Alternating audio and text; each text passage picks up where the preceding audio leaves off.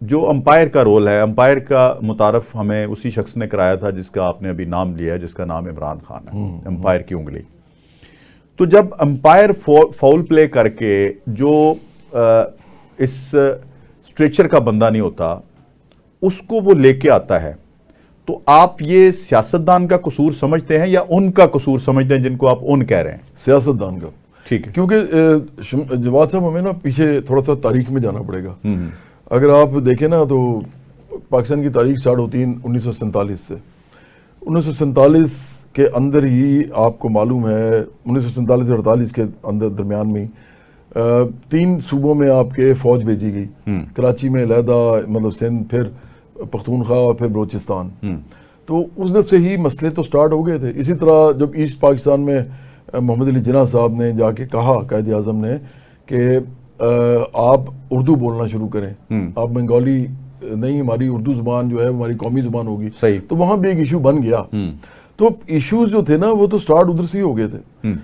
سیاستدانوں نے جب فوج کا سہارا لیا شروع میں ہی تو آف کورس ایک فیڈریشن کو نقصان ہوتا ہے اس سے۔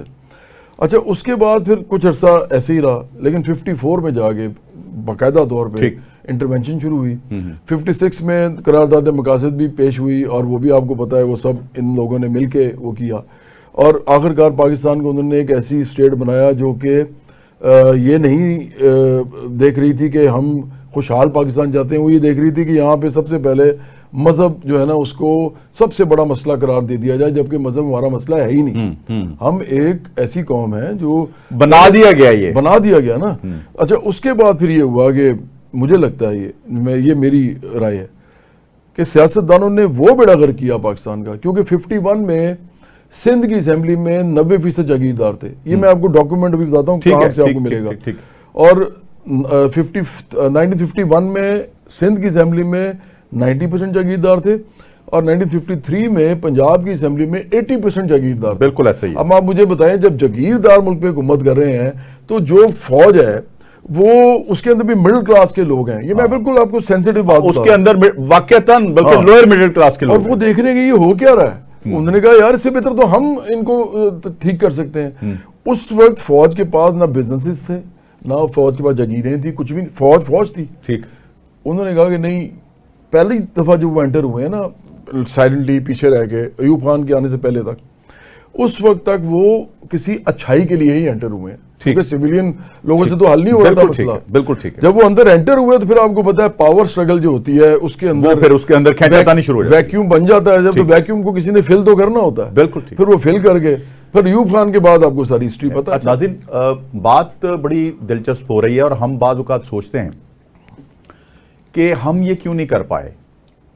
تو مجھے ایک چھوٹی سی آدھے منٹ کی، اس کو بڑا شارٹ کر کے ایک نظم ہے کہ اس کا عنوان ہے شریف آدمی، کہ کبھی کبھی میں یہ سوچتا ہوں حسین جب دشت کربلا میں یزید سے پنجہ آزما تھے، علی کا بیٹا خدا کے محبوب کا نواسا، خلیفہ وقت کے مقابل چٹان بن کر ڈٹا ہوا تھا تو میں کدھر تھا۔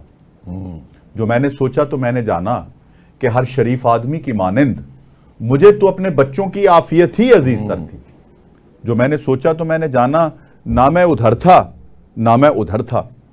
تو یہ بات مجھے بڑی اپیل کرتی ہے، بے شک اس کو آپ اس کے اوپر کوئی فتویٰ لگا دیں۔ جو میں نے سوچا تو میں نے جانا کہ سارے نمرود، سارے فرعون، سارے شداد اور ان کی اولاد سب صحیح تھے۔ وہ سب صحیح تھے کہ اپنے اپنے مشن کی تکمیل کر رہے تھے۔ غلط تو میں تھا، غلط تو میں ہوں کہ ہر دور سے اجنبی سا گزر گیا میں۔ جو میں نے سوچا تو میں نے جانا کہ ہر شریف آدمی کی مانند مجھے تو اپنے بچوں کی عافیت ہی عزیز تر تھی۔